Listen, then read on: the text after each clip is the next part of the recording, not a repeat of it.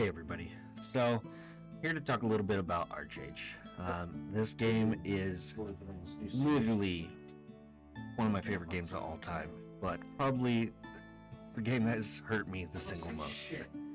And I just love it to an extent. There's just so much to do in it, and it is so much fun for the first 60 days. Every single time it's so good. So they have fresh start servers coming up on September 15th, exactly 2 weeks away. And there's another MMO I want to play and check out, but I read this announcement today and I was like, holy cow, this is going to consume my life for 2 months until it probably dies, unless they made some changes, which they have, and I'll kind of go over that in this video.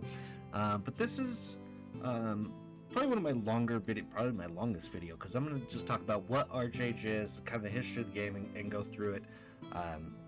And hopefully, if you haven't heard of it, if you're kind of always caught it at the end of its lifespan, that happens to a lot of people. That happened to me. I missed the beta. I came in at the end of it and had a lot of fun. Was just really being outplayed by everybody. Luckily I got in at launch. Lunch, I think I said launch. And so it was a lot of fun, but back then it was just Archeage, just AA. And it was very pay to win. And this was with Tryon Worlds, everything that they made was pay to win. The nice part is that eventually, it did go to another game developer and less pay to win. So there are still the legacy servers out there, but this is all actually going to entail Archeage Unchained, which is the non-pay to win, or best way that they can make it non-pay to win. So this is the third time. I think 2021 it changed hands for the third time to Kakao Games, and what they've done is they took out all the pay to win and all the labor pots and things like this out of the game in-game shop that you couldn't buy with real money, which was great. So it's just cosmetic, and the cosmetics couldn't be traded. Also great. They did add it, make it sub-based, which I'm totally okay with. I mean, I got a World of Warcraft subscription that I don't know if I've ever canceled it. It feels like I just pay that endlessly. But they tried to fight it as much as they could. Unfortunately, there's really nothing they can do about people making a bunch of sub accounts and abusing the game that way. And you see that in a lot of games. So this is a Korean MMO. It is very fast paced. It's tab targeting. There are endless possibilities in it. This is a great game if you are a PvPer. Everybody loves it. If you are a PvEer, it is good. If you just want to Farmville it up, there's not a better MMO out there to play Farmville in. It is fantastic for that aspect of the game. There's land to buy, different trade cards, and different houses, and it's really a lot of fun. With that being said, there are two factions to it. So you want to make sure that you are choosing the correct faction. And so we have and I'm going to slaughter these, the Nguyen, I believe it's pronounced. And these are more your good guy races that you would see in your typical MMOs, your dwarves, your elves, your humans. And then there is the Piranha faction. Yes, you heard that right. That is correct. That's how it's pronounced now. And so this is you got Warborn, which I guess if you had it's demons.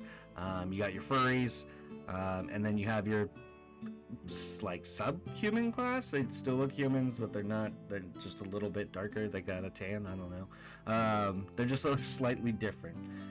And then you have what's really cool in this game is this third faction, and it's the pirate faction.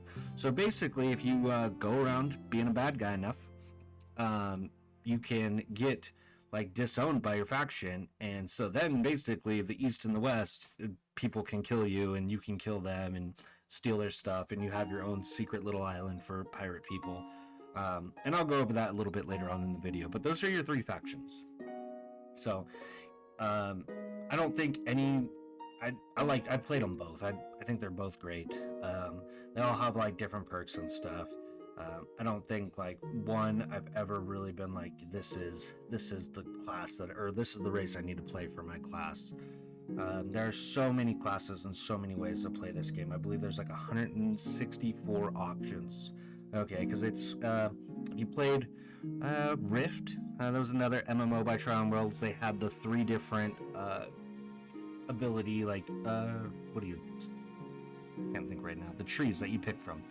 So endless possibilities, which is really great. There's a lot of play styles, and you can level them all. So on your one character, if you wanted to go through and unlock all the all the classes basically, and then you could swap them out as you please and play it however you want, you can absolutely do that. It's just really about a matter of time and grinding. And that's the one thing in this game is a Korean MMO, so in typical fashion they are very grindy. Not so much in like leveling once you get to max level, like with your set 3, but then from there you grind more to get your ancestral levels that unlock let's say your main abilities for your main 3, and then you can go back and continue grinding them all. So they keep it fun. There's good events out there. You'll find parties. That is kind of like the downtime end game. When you are out of labor, you're going to go grind levels, and you get it's how you get gold and stuff like that. You get coin purses and you can open them, and that's really the gist of making your classes. The combat is, I would say, it's gotten a lot better. So if you're coming back to this game, there's still your typical like roguey classes like the Dark Runner class, which is still a very strong class, but that thing used to really decimate all. But they found a good way to make casters a lot better, to make archers a lot better, to make everybody a little bit more well-rounded. There's a lot better classes out there for PvE, and there's a lot better classes out there for PvP.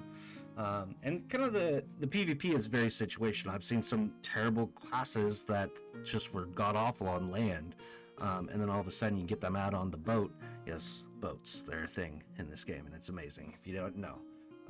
You get them out on the boat, and all of a sudden that class becomes a god, because it's just ripping spells off that you don't really see, and the way movement mechanics work and the boats work, you're just dumping people off into the sea and everybody's just sailing away.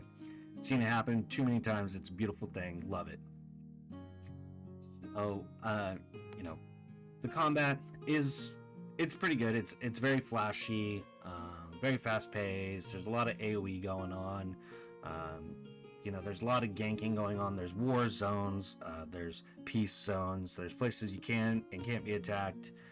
So they do a good job of that. You definitely know where you're liable to get ganked at, and there's rewards for doing that and competing in those zones. So it does a good job of that. It's not like a free-for-all everywhere. Moving on to what I think is one of the funnest systems in the game is the farming system.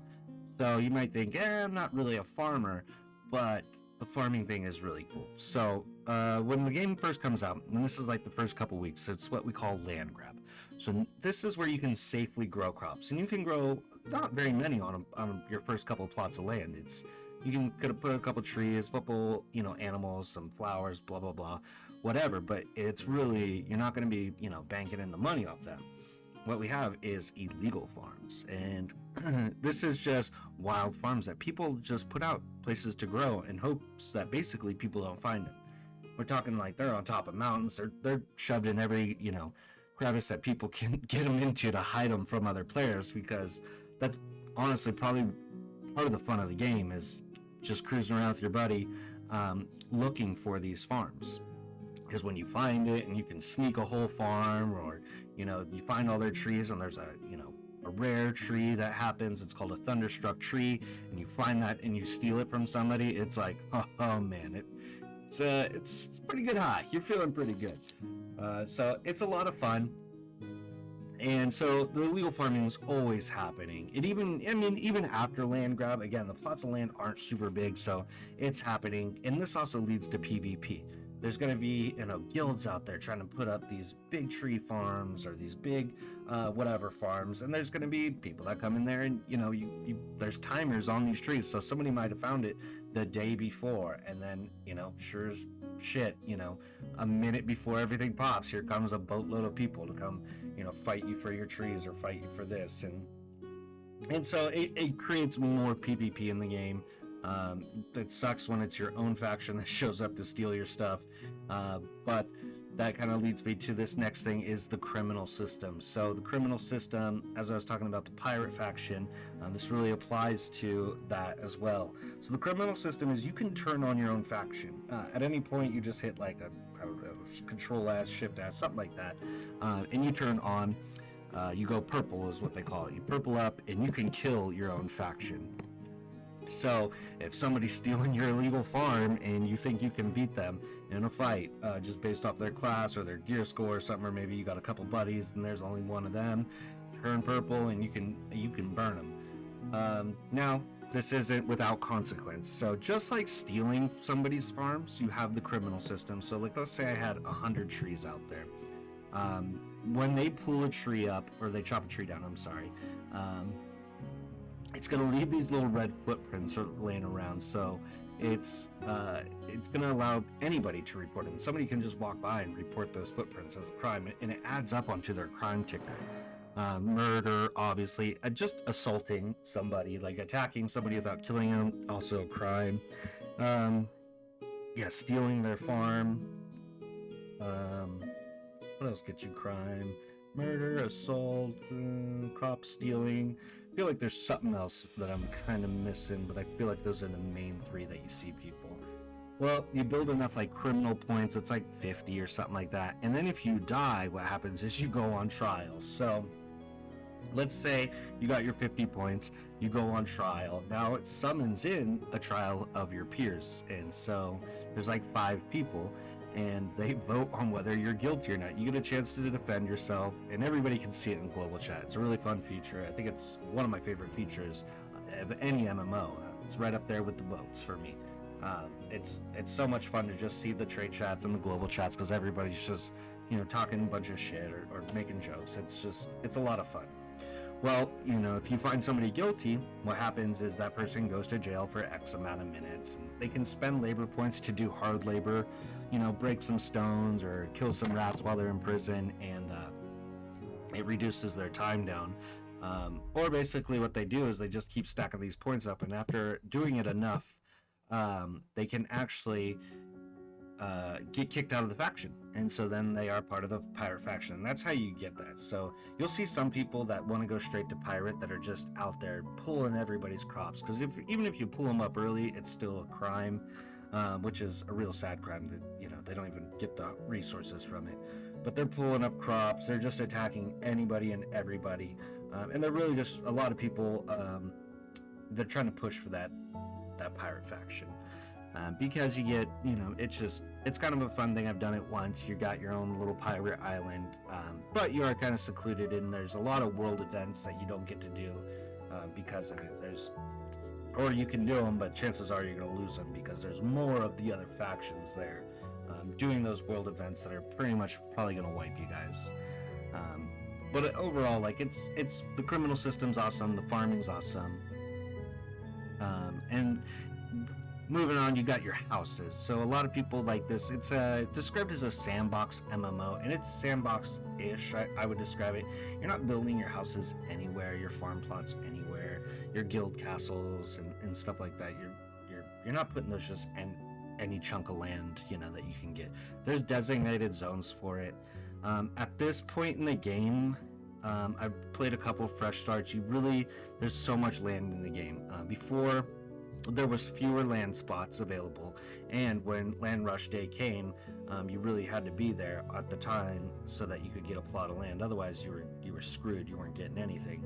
But they've expanded it. All the zones, got even more land plots and stuff like that. So you can find good places to put your houses down, and you can upgrade those houses. So as you get your first farmhouse, and you can, it creates more storage for you. And if you're in a family, which is a kind of cool thing, it's like a sub guild thing, which I really enjoyed. Let's say you have just like a handful of really close buddies, and you're in a guild, but you have your own collective area. You can create what is called a family, and you have family quests that are really good to do to help you on your farm. And you have your own family chat, which is kind of fun. So there's guild chat, family chat. You can get in there and just talk to each other. And so you guys all can store stuff inside this house, use the bed to sleep in. There's a lot of features that you kind of want to find at least one other person to be in a family with. It's kind of important, and I would definitely recommend it. Housing, there's just a million different houses over there. We could go over a bunch, but it's kind of one of those things you just got to build up towards. You get Guild of Stars, and you go through, and they work as tokens to buy better what do you call it, schematics. So better schematics, and so you can go through there and get bigger houses and better houses. Some are mining houses, some are tree houses, so they're up off the ground, so you can plant more stuff or put more animals below them, things like that. So there are a few ways to get around the map. There's teleporting, and they have these little stones that you can make. You can buy them. It is one of the first things I do is become like a stonemason, so I can actually just make my own teleport stones, because they do become kind of costly if you're just teleporting, especially cross continent. They can be kind of pain in the butt. You get quite a bit from the main quest, so you don't have to worry about it. But then after you kind of finish the main quest in 8 hours and get through it, you're like, oh, all of a sudden these quests aren't giving you the stones, and you start teleporting around, and you run out pretty quick. But there is a really cool feature. I really love it. And the first one is gliders. You'll get your first glider within the first 10 levels. It's pretty amazing. And these gliders get better and better, and they work. You just double jump, double space bar jump, and you're gonna start gliding away. Now if you take damage, it knocks you out of the sky, and so fall damage is a thing you need to be worried about. And certain gliders have certain abilities. You can barrel roll, they can drop bombs, they can shoot little, missiles and stuff if you wanted to hit other gliders. They have a raise up and a drop you down, so if you want to get precision, you can drop yourself down, or if you need to go a little bit higher to get more hang time, you can go higher.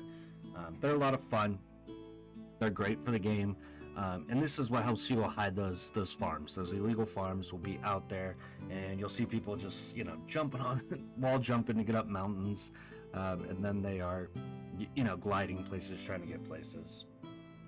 And I think the best part is that you could just do this anywhere. There's not a cast time. It's not like a mount in most games. It's not super fast, but it can help you get away from enemies.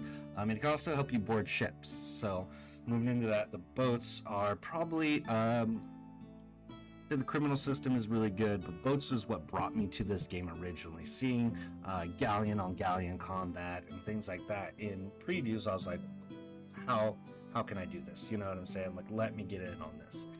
So there's an assortment of ships. There's even submarines. There's all kinds that you can start out with. You get a rowboat. Again, I think you get the rowboat within the first 15 or 20 levels. So you can have a couple people on there, you can row around, and it's not bad. Sometimes you need the rowboat. I've done some very sneaky stuff with the rowboat because nobody saw it coming. But you'll get that one free. But then from there, you got to buy different ones. There's a one called, I should have brought these up, but one's the Water World ship. The guy's got 2 pontoons on the side and stuff, so pretty cool. You got the galleon, you got the merchant ship. Merchant ship is great for running packs and doing trading and stuff. And then you have the submarine, and I feel like there's one more I'm missing. But anyways, they're all really cool. Ship to ship combat, they're all upgradable. So what's cool is like you have like your base value things, but if you are a person that goes into shipbuilding, you can really upgrade your ship and make it a beast. And if you wanted to be a pirate, or even just regular playing, not part of the pirate faction, but just go pirate the other people, done this too many times to where like I did a lot of crafting into my ship, and I got like my jet system really good, and I was able to harpoon onto ships and pull them back out into the sea where they weren't safe, and murder people and steal their stuff. And I've seen people do it. We've done it with multiple ships. You get a bunch of the little ones, and you can pull a big old merchant ship back out there and get a bunch of trade packs and stuff. So it's really fun. I like the way they did it. After a certain level in this game, the crafting does get kind of RNG. It's not as bad as it definitely used to be, but after a certain point, it gets up there.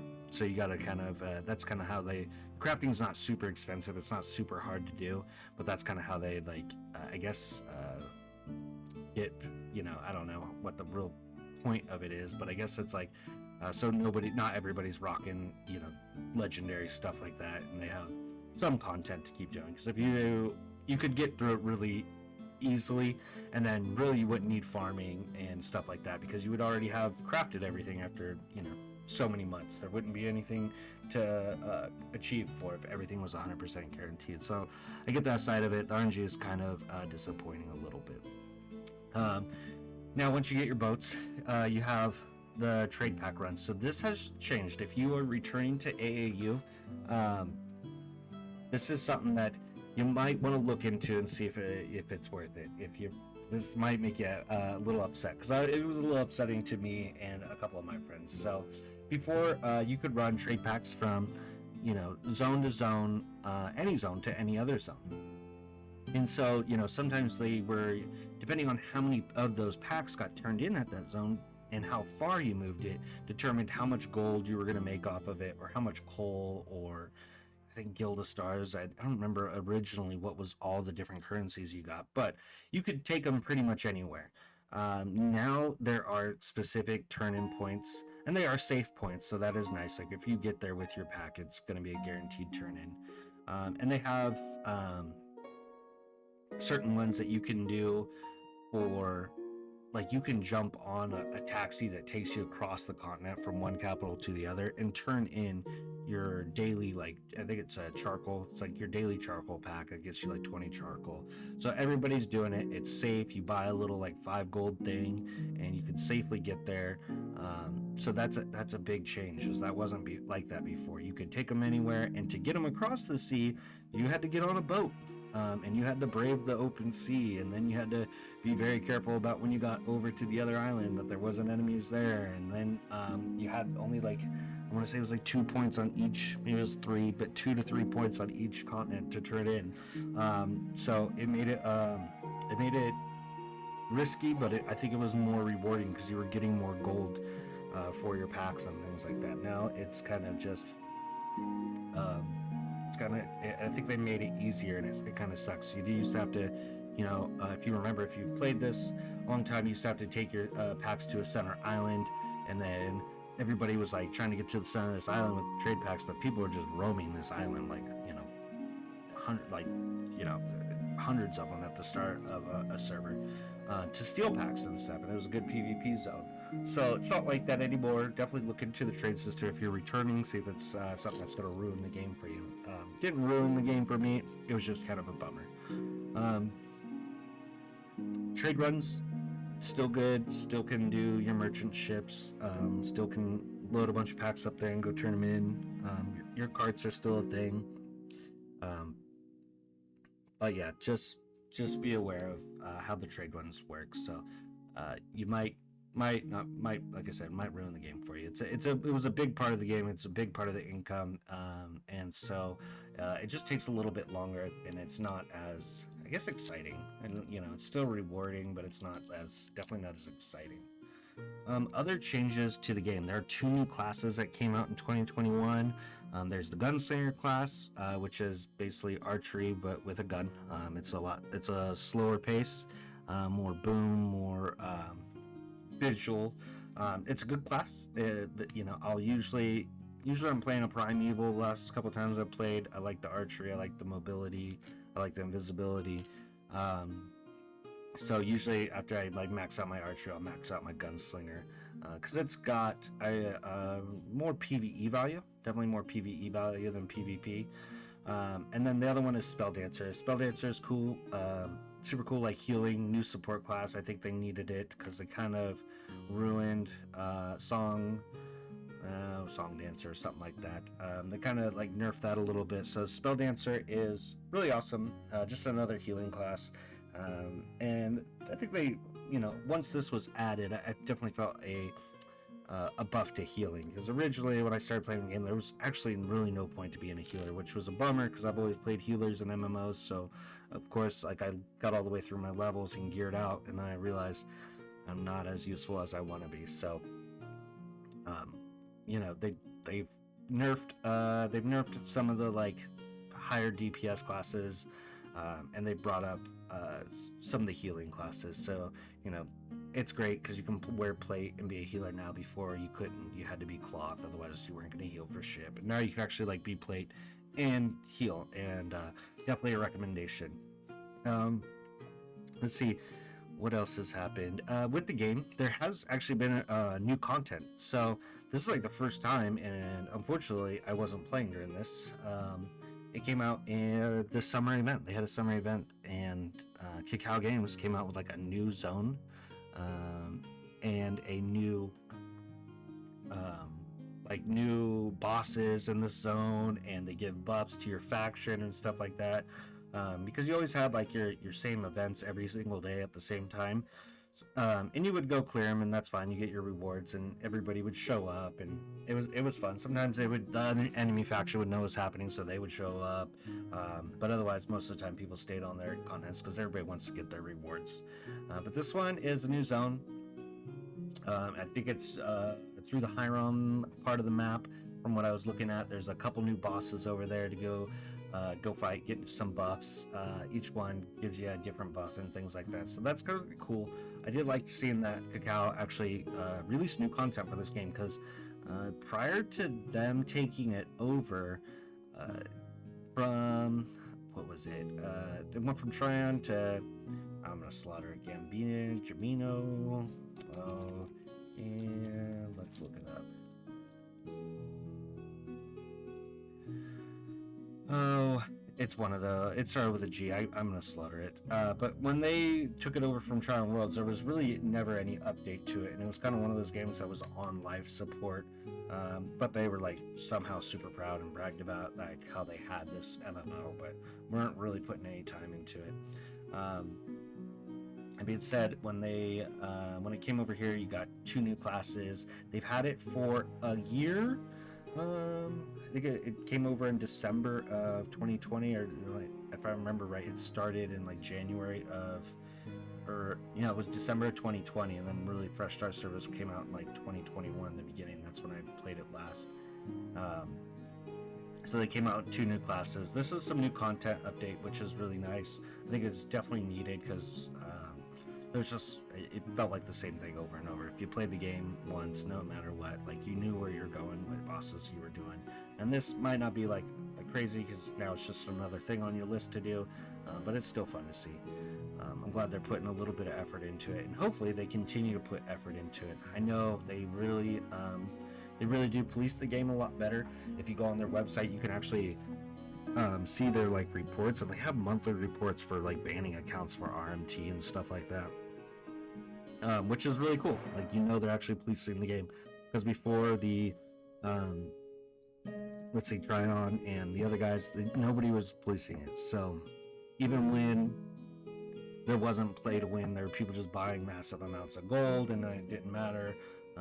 So it's good to see a game developer put a little effort into it, and hopefully that helps the game survive. I'm hoping with these fresh starts, with the changes that they've made to some of the classes, with the new content, with their continued effort to cut back on something, we might see a little bit of longevity out of the game. If they can keep releasing content every couple months, I believe that they can keep the player base. It's just a bummer that like pretty much this game only lasts 2 to 3 months with a really average player base of probably. It's hard to track because Steam is not accurate because it's got its own launcher, but I would roughly say like 5 or 6, probably 10,000 players. You might see like more than that at launch, but after like a couple months you might see like 10,000 players.